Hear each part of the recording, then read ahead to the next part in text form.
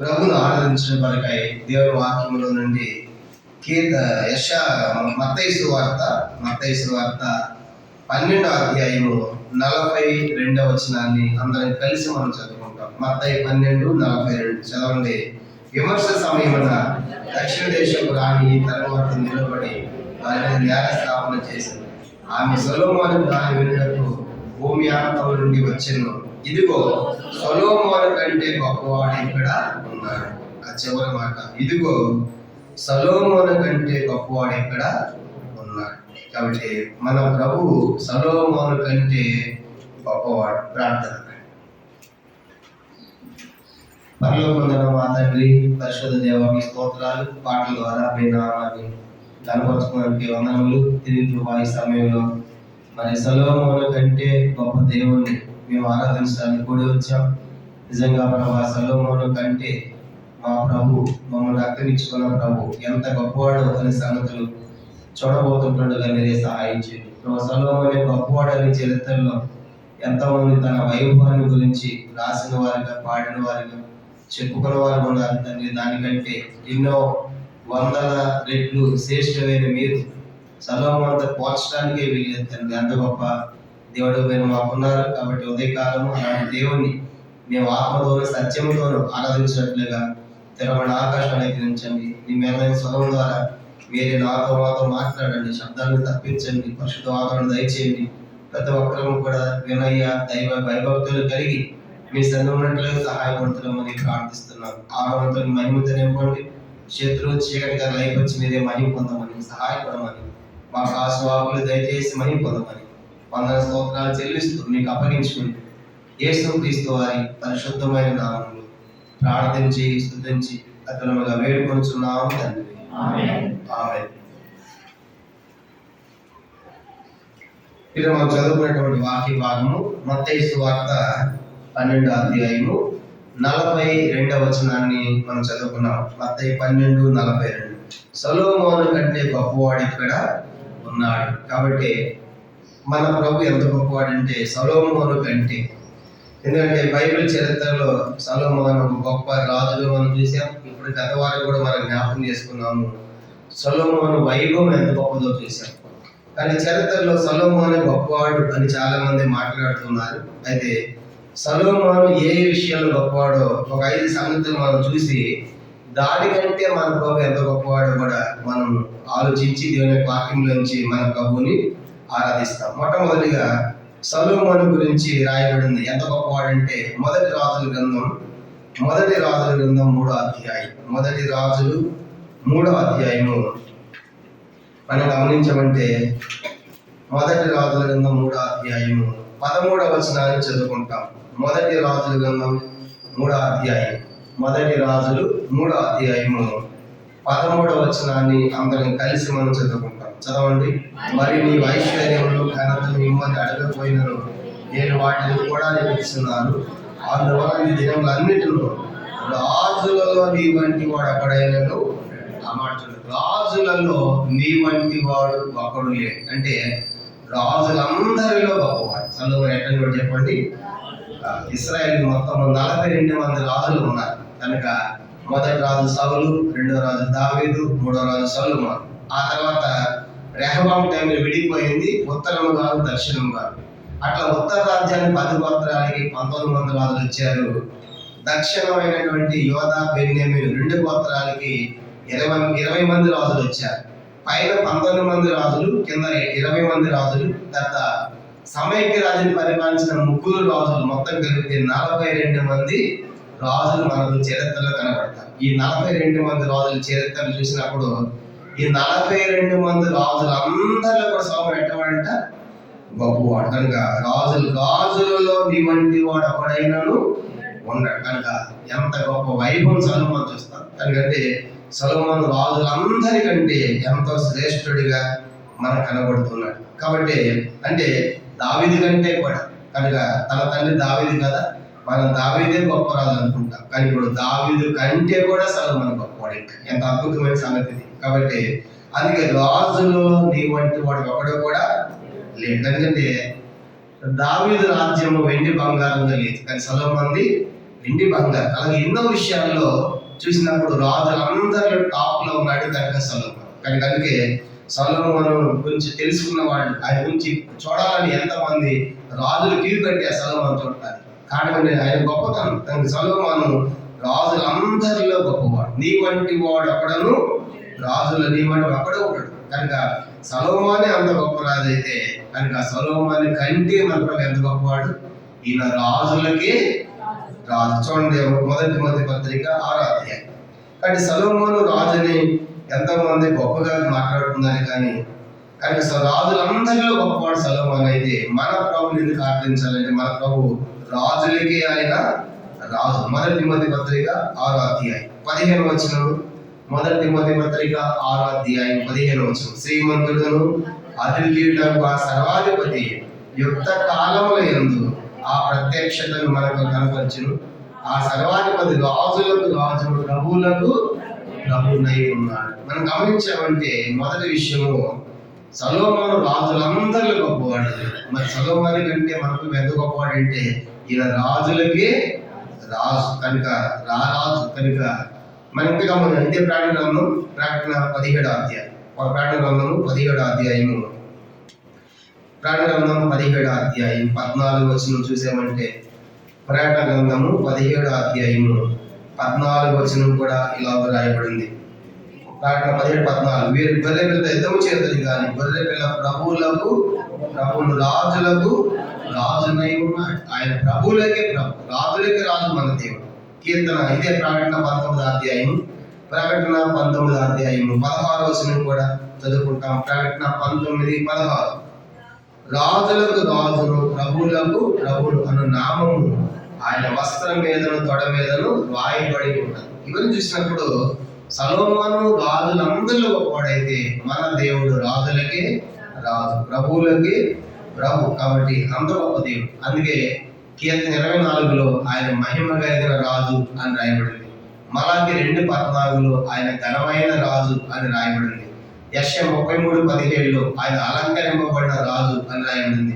Hebrew పత్రిక 7వ అధ్యాయం మొదటి 3 వచనాల్లో ఆయన సమాధానపు రాజు, శాంతికి రాజు, నీతికి రాజు. ఇవన్నీ కూడా మన ప్రభుని గురించి వస్తాం. కాబట్టి ఆయన శాంతికి రాజు, సమాధానానికి, నీతికి రాజు. గమనించామంటే ఇవన్నీ చూసినప్పుడు మన ప్రభువుని మనం ఎంతగా ఆరాధించాలి. కానీ సొలొమోను గొప్ప రాజుగా ఉన్నాడు. తర్వాత సొలొమోను గొప్ప రాజుగా ఉండి తన సామ్రాజ్యానికి నెమ్మది తెచ్చాడు. కనుక సొలొమోను కాలం అంతా నెమ్మదిగా ఉంది. కానీ యేసు ప్రభు సొలొమోను తన రాజ్యానికి నెమ్మది తీసుకొచ్చాడు. కానీ యేసు ప్రభు వారు యావత్ మానవాళికి కూడా ఆయన తన శాంతిని, తన సమాధానము, యోహాను సువార్త 14:27 చెప్పిన రీతిగా నా శాంతిని, నా సమాధానాన్ని మీకు అనుగ్రహిస్తూ ఉన్నాడు. కాబట్టి ఉదయకాలం అందుకే ప్రభు సొలొమోను కంటే నువ్వెంతో గొప్ప రాజు ప్రభు. నువ్వు శాంతికి రాజు, నీతికి రాజు, సమాధానం రాజు, మహిమైనటువంటి రాజు. కనుక సొలొమోనే గొప్ప రాజు అనుకుంటున్నావు. అయితే నువ్వు రాజులకే రాజుగా ఉండి గొప్ప సమాధానం మనకు అనిపించినందుకు మనం ప్రభుని ఆరాధించాలి.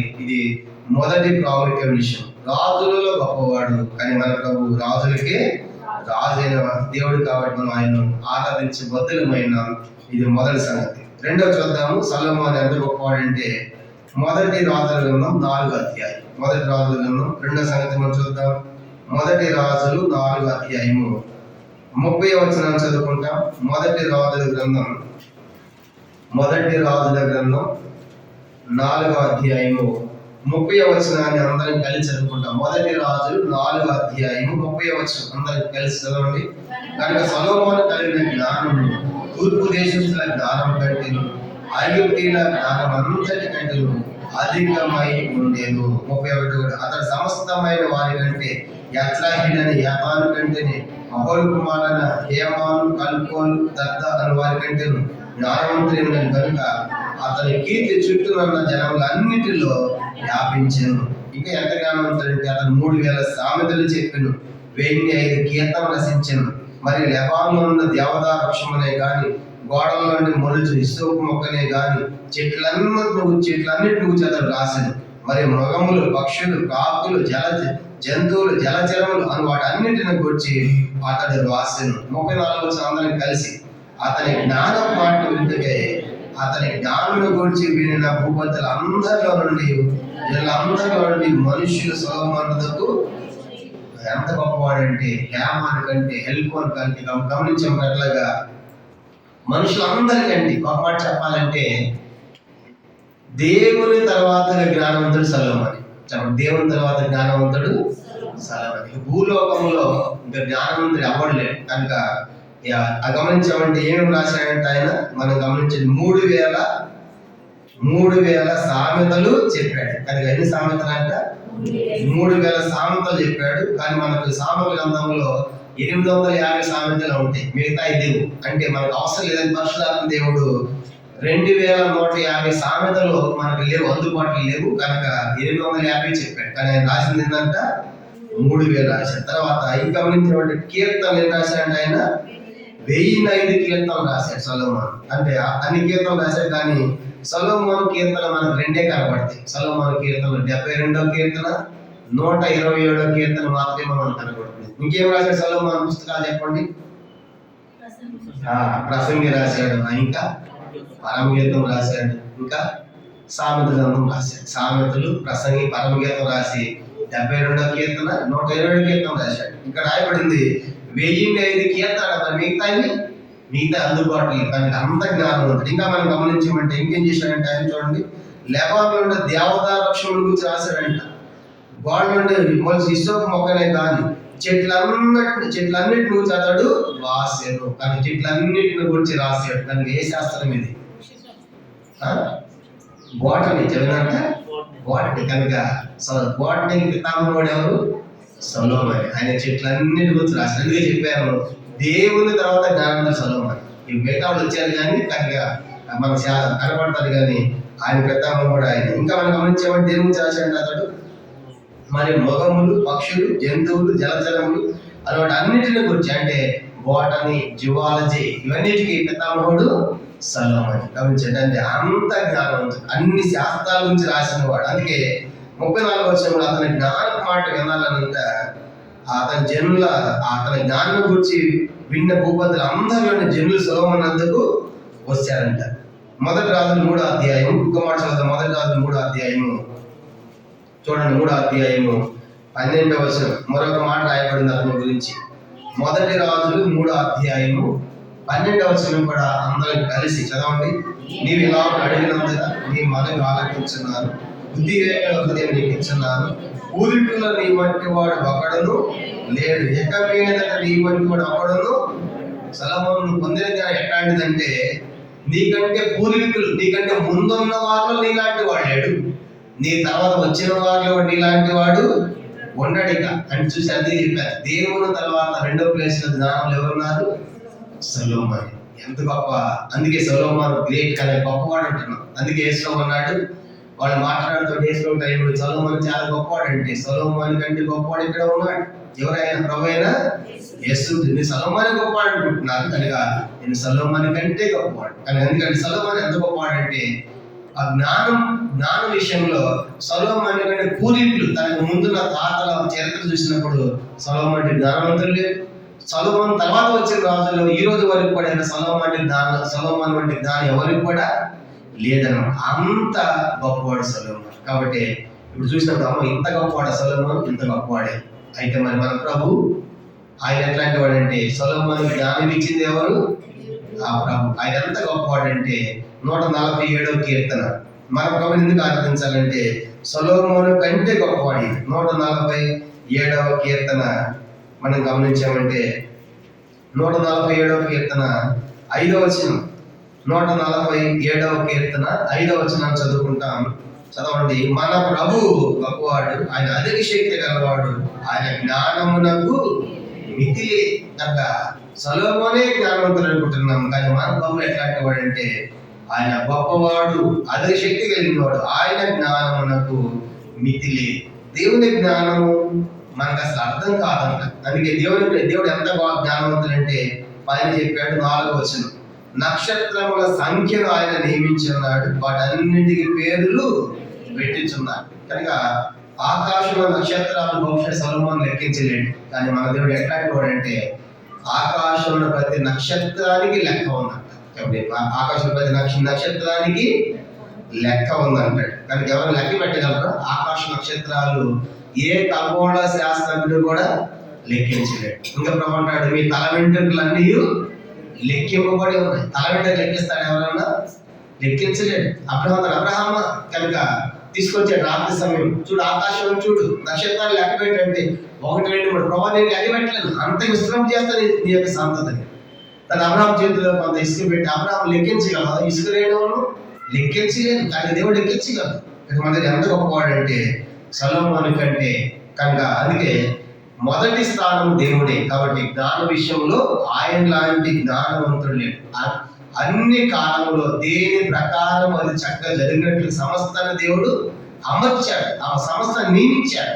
సమస్తాన్ని వాడి కక్షగా పనిచేసేట్టుగా పెట్టాడు. కాబట్టి అన్ని జరుగుతూ ఉన్నాయి. కనుక ఇవన్నీ చూసినప్పుడు మన ప్రభు ఎంతో గొప్పవాడు. ఆయన జ్ఞానమునకు మితి లేదు. అందుకే హన్న ఆరాధిస్తుంది. మొదటి 2వ అధ్యాయంలో యెహోవా అనంత జ్ఞానియగు దేవుడు. కనుక ఆయన అనంత ఇన్ఫినిట్. కనుక ఆయన జ్ఞానాన్ని మనం ఆయన అర్థం చేసుకోలేదు, అంత జ్ఞానవంతుడు. కాబట్టి అందుకే ఉదయకాల ప్రభా సొలొమోను కంటే ఎంతో గొప్ప జ్ఞానవంతుడైన దేవుడు ఉన్నందుకే నీ స్తోత్రం. మనం ప్రభువును ఆరాధించాలి. కాబట్టి సొలొమోను జ్ఞానవంతుడు అనుకుంటున్నాం, కానీ సొలొమోను కంటే కూడా మన ప్రభు ఎంతో గొప్పవాడిగా మనం చూస్తాం. ఎందుకంటే అంత జ్ఞానాన్ని కలిగిన ప్రభువుగా దేవుని వాక్యం మనం చూస్తాం. ఇది 2వ సంగతి. ఇక 3వ సంగతి చూద్దాం. సొలొమోను కంటే గొప్పవాడైతే మొదటిది, సొలొమోను రాజుల్లో గొప్పవాడైతే మన ప్రభు రాజులకి రాజు. సొలొమోను రెండవదిగా జ్ఞానములో గొప్పవాడైతే మన ప్రభు సొలొమోను జ్ఞానం ఇచ్చిందే మన ప్రభు. ఆయన జ్ఞానమునకు మితి లేదని చూశాం. 3వ సంగతి సొలొమోను యొక్క గొప్పతనం. మొదటి రాజుల గ్రంథం 10వ అధ్యాయం. మొదటి రాజులు 10వ అధ్యాయము 21వ వచనాన్ని చదువుకుంటాము. మొదటి రాజుల గ్రంథం 10వ అధ్యాయము. మొదటి రాజుల గ్రంథం 10వ అధ్యాయం 21వ వచనం అందరం కలిసి అవుతాం. మొదటి రాజులు 10:21.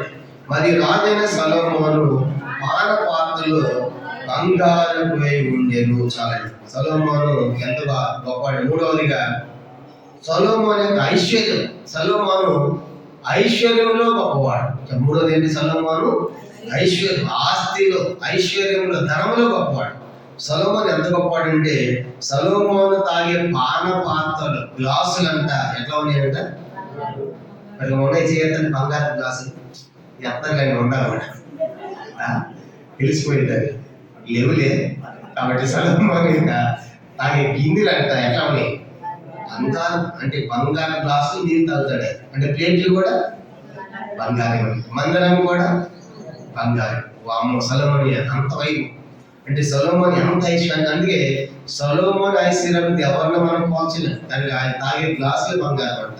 అంతకు కూడా చెప్పాను ఎంత బంగారం వస్తుందంటే చూడండి 14 వచ్చిన మొదటి రాజుల 10వ అధ్యాయం. మొదటి రాజులు 10వ అధ్యాయము 14 వచ్చిన చదువుకుంటాము. ఏటేటా సొలొమోనుకు వచ్చి బంగారం 1332 మణుగుల ఎత్తు అన్నమాట. ప్రతి సంవత్సరానికి సొలొమోనుకి ఎంత బంగారం వస్తుందంటే 1332 మణుగుల ఎత్తు. ఇది మన లెక్కలో క్యాలిక్యులేట్ చేసుకుంటే, ప్రస్తుతం ఉన్న లెక్కలో క్యాలిక్యులేట్ చేసుకుంటే 10,332 మణుగుల ఎత్తు అంటే ఇది ఎంత వస్తుందంటే, ఇప్పుడు కేజీలు చెప్పాలంటే 18,125 కేజీలు. ఒక సంవత్సరానికి ఎంత వస్తుంది బంగారము? 18,125 కేజీల బంగారం ప్రతి సంవత్సరం వస్తుంది. ఒక సంవత్సరానికి 18,125 కేజీల బంగారం అంటే సొలొమోను ఎన్ని సంవత్సరాలు పరిపాలించాడు రాజుగా? 40 సంవత్సరాలు. అప్పుడు 40 ఇంటూ 18,125 కేజీలు కొట్టాలి. క్యాలిక్యులేటర్ కూడా పనిచేయదు. చూసారా? అంత ధనవంతుడు సొలొమోను. కనుక ఒక సంవత్సరానికి 18,125 కేజీల బంగారం అంటే 40 సంవత్సరానికి 18,125 కేజీలు కొట్టాలి. అంత బంగారం సొలొమోనుకి వచ్చింది. అంటే ఇది నాలుగు ప్రస్తుతం ఎలన్ మస్క్ ప్రపంచంలో ధనవంతుడిగా కనబడుతున్నాడు. ఆ ఎలన్ మస్క్ తర్వాత ఇంకా వేరే వాళ్ళు ఉన్నారు. మొదటి ప్లేస్ ఎలన్ మస్క్ ఉన్నాడు. ఆ ఎలన్ మస్క్ లాంటి వాడు సొలొమోనుతో పోల్చాలంటే 19 మంది ఎలన్ మస్క్లు అయితే కానీ ఒక సొలొమోను కాడంట. ఇప్పుడు ప్రపంచంలో నేను ధనవంతుడు అనుకుంటున్నాడు. అట్లాంటి వాళ్ళు ఎంతమంది అవ్వాలంట? 19 మంది. అంటే సుమారు 20 మంది ఈక్వల్ టు ఒక సొలొమోను. అంటే 19 మంది ఒక దగ్గర పెడితే, సొలొమోను పక్కన పెడితే ఈయన ఇంకా బరువుగా ఉన్నాడు సొలొమోను. అంత గొప్పవాడు. అంటే సొలొమోను ఐశ్వర్యం సామాన్యమైంది కాదు. ఒక మాట చెప్పాలంటే అసలు వెండి ఎందుకు రాలేదని అంత బంగారం. అయితే సొలొమోను ఎంత వైభవంగా పరిపాలించాడు కాబట్టి, జీవించాడు కాబట్టి గొప్పవాడు అంటున్నాం. కానీ ఎంత బంగారం. కానీ మన ప్రభు ఏమన్నాయంటే హగ్గై 2:7 వెండి నాది బంగారము చదివే హగ్గై గ్రంథం 2 మన ప్రభు ఎంత గొప్పవాడంటే సొలొమోను కంటే కూడా ఎంత గొప్పవాడంటే హగ్గై గ్రంథము 2 7వ వచనంలో హగ్గై 2 వచనం చదువుకుంటాం. పేజ్ నంబర్ 775 పాత నిబంధనలో పేజ్ నంబర్ 775 హగ్గై 2 వచనం అందరం కలిసి చదువుదాము.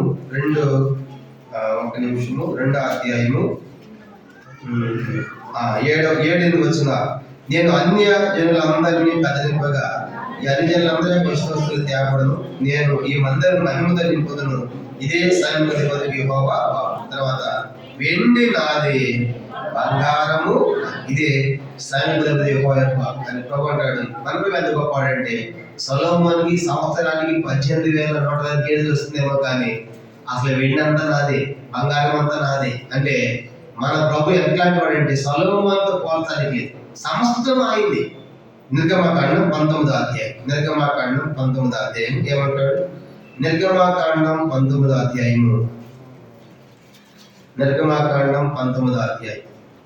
చూడండి 6వ వచనం. నిర్గమకాండం 19:6 సమస్త భూమియు నాదే కదా. చాలు. యేసుకి ఎన్ని ఎకరాలు ఉంది చెప్పండి? సమస్తం అయింది. 10 ఎకరాలు అంటే మనం అసలు 40 ఎకరాలు అంటే గ్రేట్ అనుకుంటాం. ఇప్పుడు సమస్త భూమి అంతా అయింది. ఎంత గొప్పవాడు. భూములు పండేదంతా అయింది, భూమి లోపలంతా అయింది. చూసారా? కనుక సమస్త భూమి నాది. మరి ఆకాశం కింద యెషయా గ్రంథం, యోబు గ్రంథం 41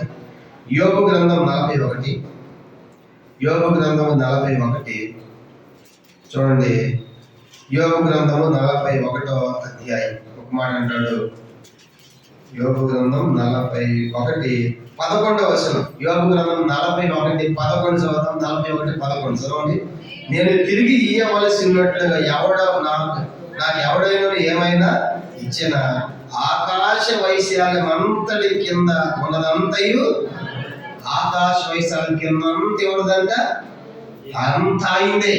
తర్వాత ప్రభా నీకు ఇది ఇచ్చాను, మనం నాకు ఇవ్వాలన్నట్టు ఏమన్నా ఇవ్వగలరు దేవునికి? మనం 1,00,000 రూపాయలు ఇచ్చామనుకోండి, నా మనం నాకు ఇవ్వాలంటాం, అంటే మళ్ళీ ఇస్తా. దానికి దేవుడికి ఇచ్చాక ఏమన్నా తీసుకోగలరా?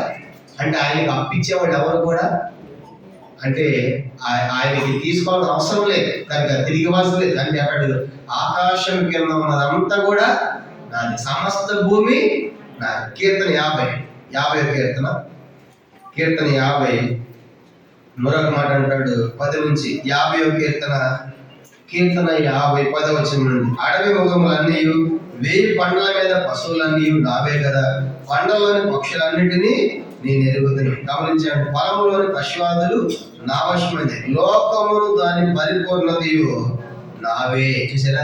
లోకమే నాది, కనుక భూమి నాది, పంటల మీద పశువులున్నాయి, పక్షులున్నాయి, మృగములున్నాయి, సమస్తం ఆయన. కానీ ఇప్పుడు ఇవన్నీ చూస్తే సొలొమోను ఎందుకు పనికిరాడు? కనుక అభివృద్ధి పెట్టడం ఎంత గొప్పవాడు, నువ్వు అంత గొప్పవాడు.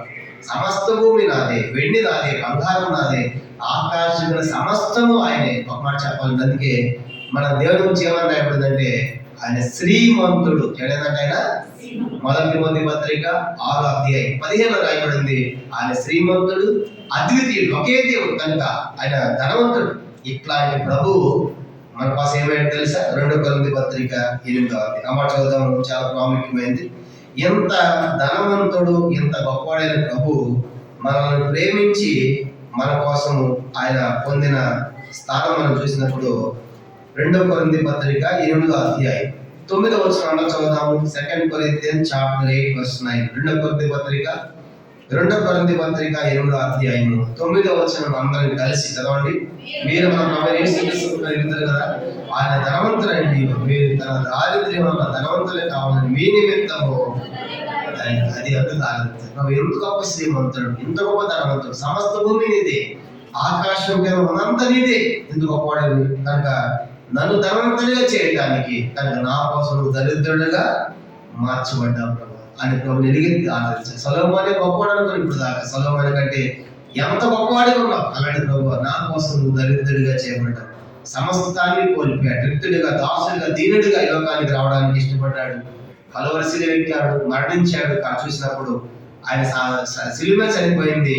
ఆయన పేదవాడు కాదు, ఆయన ధనవంతుడు, శ్రీమంతుడు. అలాంటి ప్రభు మనం ప్రేమించి మన రక్షణ కొరకై తను తగ్గించుకుని ఈ లోకానికి వచ్చాడు. కాబట్టి ఆ ధనమంతటి కంటే కూడా నువ్వు నాకు కావాలి, నువ్వు నాకు కావాలి, నువ్వు నాకు కావాలని మనందరినీ ప్రేమించాడు. మనం రక్షణ కొరకై ప్రభు ఈ ఆస్తి అంతా ఈ లోకమంతా పక్కన పెడితే అందుకే దాని అంతటి కంటే కూడా నువ్వు నాకు కావాలి. అందుకే చెప్పాడు కదా, ఒక సర్వలోకం సంపాదించి వారి ప్రాణం పోగొట్టుకుని వారికి ఏమి చూసినప్పుడు సర్వలోకం ఈక్వల్ ఒక మనిషి యొక్క ప్రాణంతో సమానంగా చూస్తాం. కాబట్టి అలా దేవుడు మనం ప్రేమించాడు. కాబట్టి అందుకే ఈ ఉదయకాలం ఎందుకు ఆరాధించాలని ప్రభు సొలొమోను కంటే ఎంతో గొప్పవాడే కాదు, నా కోసం ప్రాణం కూడా పెట్టావు కనుక నా కోసం దరిద్రంగా మార్చబడ్డావు ప్రభు. నీ ఐశ్వర్యం ఎక్కడ, నీ ధనం ఎక్కడ చూసినప్పుడు మనం ఆశ్చర్యపోతాం. అలాగున్న ఈ ఉదయకాలం మన ప్రభువును మనము ఆరాధించబద్ధమైన ఇది మూడవ సంగతి.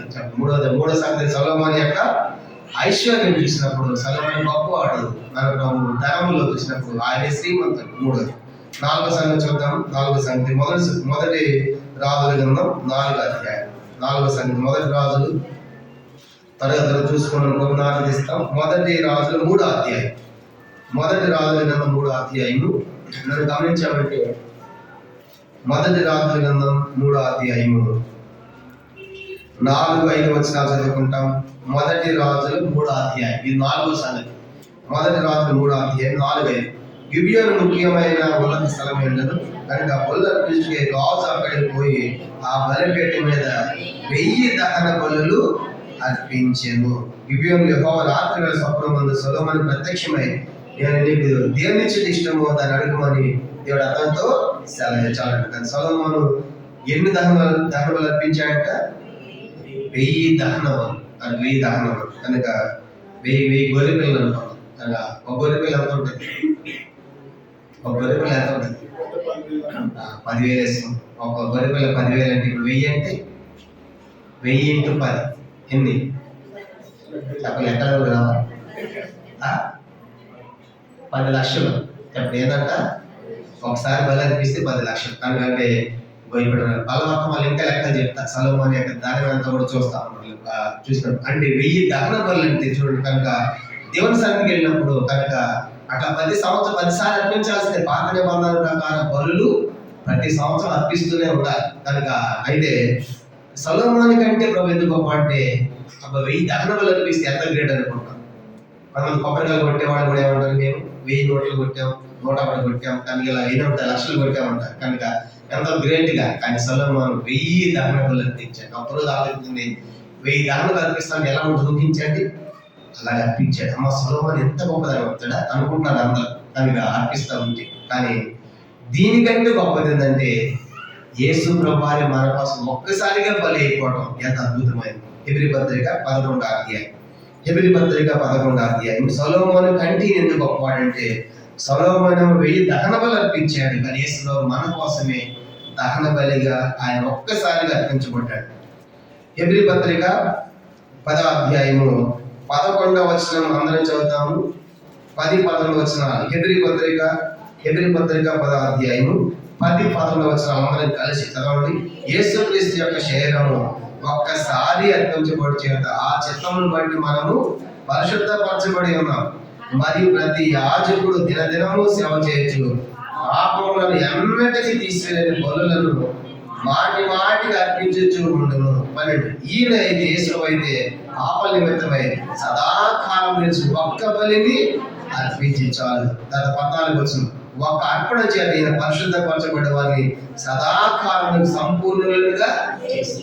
ఆ యాజకుడు అయితే మాటికి అర్పించాలి, మాటికి సంవత్సరం వెళ్ళాలి, బలి అర్పించాలి పాపం కోసం. కానీ ఈయన అయితే యేసు అయితే మాటికి అవసరం లేదు. సదాకాలం నుంచి ఒకే ఒక్క బలి తానే బలిగా చేయబడ్డాడు. ఎంత అద్భుతమైనది. అందుకే ప్రభు సొలొమోను బలి అర్పించాడు. కానీ నువ్వు నా కోసం నీవే బలి అయిపోయావు ప్రభా. నా కోసం కలవలసిలో తల గుంట చేయడం, పాతాస్తాల వేపులు, ప్రక్కల బండి వీపంతా దున్నబడి ఆయన చివరి రక్తపొట్టు వరకు కార్చాడు. యేసు వారి బలి పశువుగా, పస్కా పశువుగా మనందరి కోసం ఆయన బదిలించబడ్డాడు. కాబట్టి ఎంత గొప్ప అద్భుతమైన, అందుకే సొలొమోను కంటే గొప్పవాడు. సొలొమోను 1000 దహనబలులు అర్పించాడు, కానీ యేసు మన కోసమే ఆయన దహన బలిగా, ఆయన మన కోసమే బలి అయిపోయాడు. ఎంత గొప్ప దేవుడు మనం ప్రేమించిన వాడు. కాబట్టి అందుకే 4వదిగా సొలొమోను కంటే గొప్పవాడు. ఈ 4వ సంగతి మనం చూద్దాం. 5వ దాకా చూసినప్పుడు సొలొమోను బల్ల ఎంతో శ్రేష్టమైనదిగా, సమృద్ధిగా మనం చూస్తాం. చూడండి, మొదటి రాజుల గ్రంథం మరొక మాట చూద్దాం. 5వ సంగతి మొదటి రాజులు 4వ అధ్యాయం. మొదటి రాజుల గ్రంథం 4వ అధ్యాయం. మొదటి రాజుల గ్రంథం 4వ అధ్యాయము ఒక మాట చదువుతాము. 27వ వచనం. 5వ సంగతి సొలొమోను యొక్క గొప్పతనం మనం చూసినప్పుడు మొదటి రాజులు 4వ అధ్యాయము 27వ వచనం అందరం కలిసి చదవండి. మరి రాజైన సొలొమోను భోజన బల్లతో వచ్చిన వారికి అందరికీ ఏమీ తక్కువ కాకుండా అధికారులు ఒకటి తాను నియమింపబడిన మాంసం బట్టి ఆహారం సంగ్రహం చేయించు వచ్చారు. సొలొమోను బల్ల దగ్గర ఏమీ తక్కువ కాలేదు. దేవుడికి ఏంటంటే ఏమీ కూడా తక్కువ కాకుండా వడ్డించబడుతుంది. అంటే అంత ఆహారము సొలొమోను బల్ల ఏమీ తక్కువ కాదు, సమృద్ధి అయిన బల్ల చూస్తాం. కానీ కొన్నిసార్లు మనం మధ్యలో మనకు ఆహారం అయిపోతూ ఉంటుంది. ఆ పెళ్లిళ్ళ మీటింగ్లో ఏం చేస్తాం, మళ్ళీ మధ్యలో మళ్ళీ వండుతూ ఉంటాం. కానీ సొలొమోను బల్ల అట్లాంటిదిగా, సొలొమోను బల్ల ఎక్కడిదంటే ఏమీ తక్కువ కాదు. పలవర్తమానంలో ఆ బల్ల గురించి చూద్దాం, మొత్తం దాని కొన్ని సంగతులు చూద్దాం. కానీ ఇప్పుడు సొలొమోను బల్ల ఏం చేస్తుందంటే సమృద్ధిగా తినవచ్చు, తాగవచ్చు, కానీ ఆ బల్ల మనుషులకు నిత్య జీవాన్ని ఇవ్వదు. సొలొమోను బల్ల ఏమవుదు? మనుషులకు నిత్య జీవం, ఈలోక సంబంధంగా పోషించబడుతున్నారు, కానీ ఆ సొలొమోను బల్ల నిత్య జీవాన్ని ఇవ్వదు. ఇప్పుడు మన మధ్య ఉన్న బల్ల, ఈ బల్ల ఏం చేస్తుందంటే మనకి యోహాను సువార్త 6వ అధ్యాయం 54వ వచనం. యోహాను సువార్త సొలొమోను బల్ల సమృద్ధి బల్లే కానీ నిత్య జీవాన్ని ఇవ్వదు. కానీ ప్రభు యొక్క శరీరము, ఆయన శరీరమే మనకు బల్లగా మార్చబడింది, మన మధ్య ఉంది. ఈ బల్ల ఏం చేస్తుందంటే మనకు యోహాను సువార్త 6వ అధ్యాయం 54వ వచనం. యోహాను సువార్త 6వ అధ్యాయం 54. నా శరీరం తిని నా రక్తము త్రాగువాడే నిత్యము గలవాడు, అంత్య దినము నేను వారిని. కానీ మన మధ్య ఉన్నటువంటి ప్రభు యొక్క శరీరం గుర్తు ఉన్నటువంటి ఆ రొట్టె రసం ప్రభు వల్ల మనకి ఏమిస్తుందంట? నిత్యజీవం, ఎటర్నల్ లైఫ్, ఎల్లప్పుడు నిలిచి ఉంటాం. కాబట్టి అందుకే సొలొమోను కంటే గొప్పవాడు. సొలొమోను బల్ల సమృద్ధిదే, కానీ అది ఈ లోక సంబంధమైన తప్ప అది నిత్య జీవాన్ని కలుగ చేయదు. కానీ ఈ బల్ల మనకు నిత్య జీవాన్ని కలుగ చేసి ప్రభా నిత్య ఆ బల్లగా మార్చబడ్డాం. ప్రభా ఆ బల్ల పాపములు అనిపించే ప్రభా యోగ్యంగా ప్రభువును స్తుతించి ఆరాధించే బద్దలమే. ఆ నిత్యం మనకి ఇవ్వడానికి ప్రభు మన కోసం నలగొట్టబడ్డాడు, విరగొట్టబడ్డాడు, కాల్చబడ్డాడు.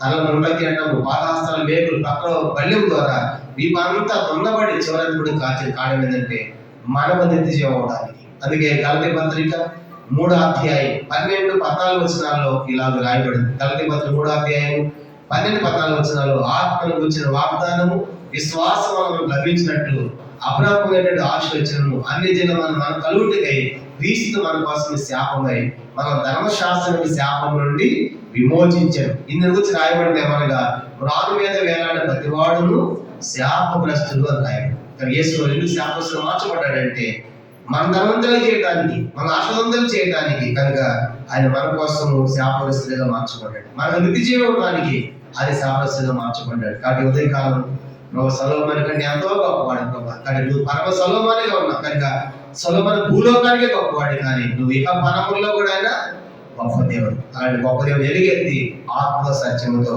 మనం ఆరాధించుదుముగా. 5 సంవత్సరాలు ఇచ్చే మొదటి సొలొమోను రాజుల్లో గొప్పవాడు, మన ప్రభు రాజులకే రాజు వచ్చి. 2వ సొలొమోను జ్ఞానములో గొప్పవాడు, మన ప్రభు మితిలేని జ్ఞానము కలిగిన వాడు.